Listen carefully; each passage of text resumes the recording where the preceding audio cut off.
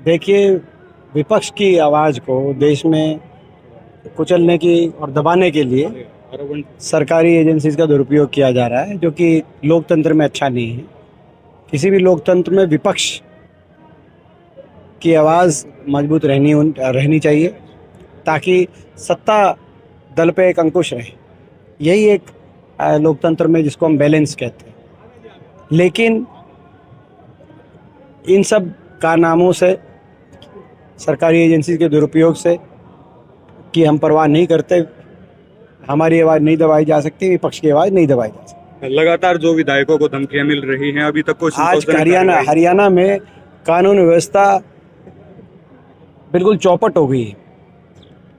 आज स्थिति ये है कि कानून बनाने वाले विधायक वो सुरक्षित नहीं है। 5-5 विधायकों को जान से मारने की धमकी मिली पिछले 10-15 दिन में।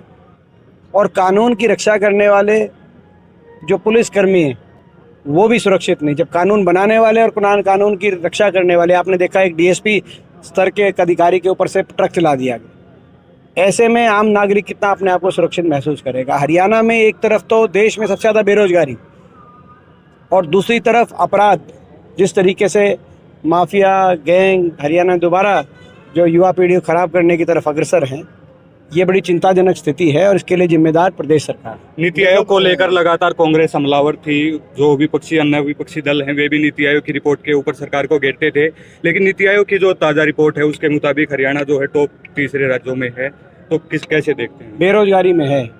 आप देखिए, बेरोजगारी की भी देखिए, नीति आयोग की जो रिपोर्ट है उसमें बेरोजगारी में टॉप 3 में नहीं है, नंबर 1 पे है।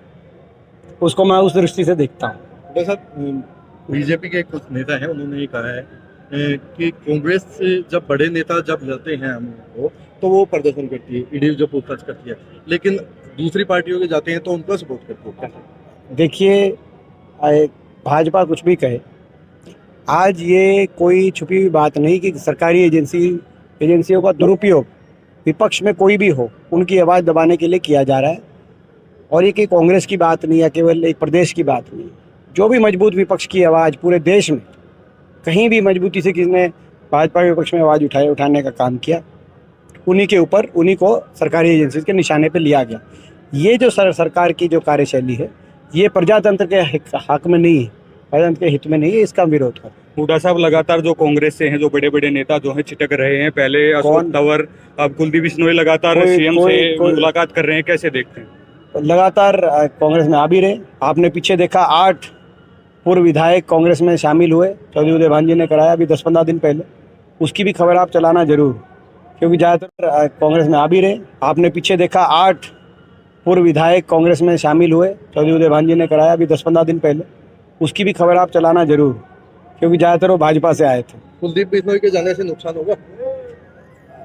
देखिए, पहले जो है इस बारे में मैं अभी कोई कमेंट नहीं करूँगा, समय पे कमेंट करें। पहले ये कांग्रेस ये साफ नहीं कर पा रही थी कि किसका मत जो है राज्यसभा चुनाव में जो है रद्द हुआ है। बाद में अजय माकन हाईकोर्ट में जाते हैं और कहते हैं कि जो किरण चौधरी हैं उनका मत जो है रद्द हुआ है। किरण चौधरी सफाई देती कि मुझे किसी से सफाई देने की जरूरत नहीं। कैसे देखते हैं? देखिए, जो अजय माकन जी ने जो बताया है वो प्रदेश के सामने है, वो सभी के सामने है।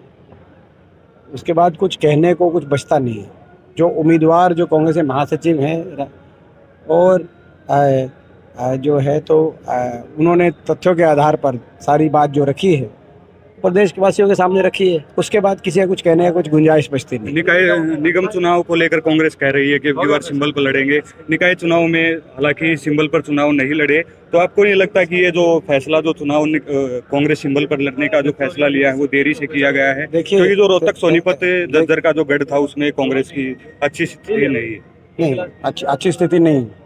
किसकी अच्छी स्थिति है? क्योंकि जज्जर बहादुरगढ़ में बीजेपी का कैंडिडेट जीत गया। देखिए, कांग्रेस आपके चुनाव के प्रचार नहीं, ऐसा है। आज निकाय चुनाव में भारतीय जनता पार्टी को उसकी सिंबल पे 26% वोट मिली है। शहर में से 4 में से 3 मतदाताओं ने उनके खिलाफ मतदान किया है। ये सोचने का विषय, क्योंकि इससे पिछली बार भी हमने तो पहले इस बार भी सिंबल पे नहीं लड़ा, पिछली बार भी नहीं लड़ा था जब रोहतक निगम पानीपत निगम का चुनाव हुआ था, तब भाजपा को 52% वोट मिली थी। उसके बाद भाजपा की 40 सीट आई थी। कितनी आई थी?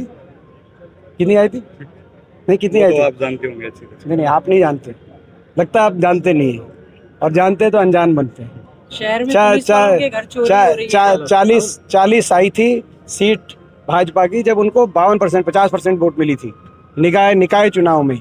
अब उसी निकाय चुनाव में भाजपा को उसकी आधी मिली है 26% शहरों में।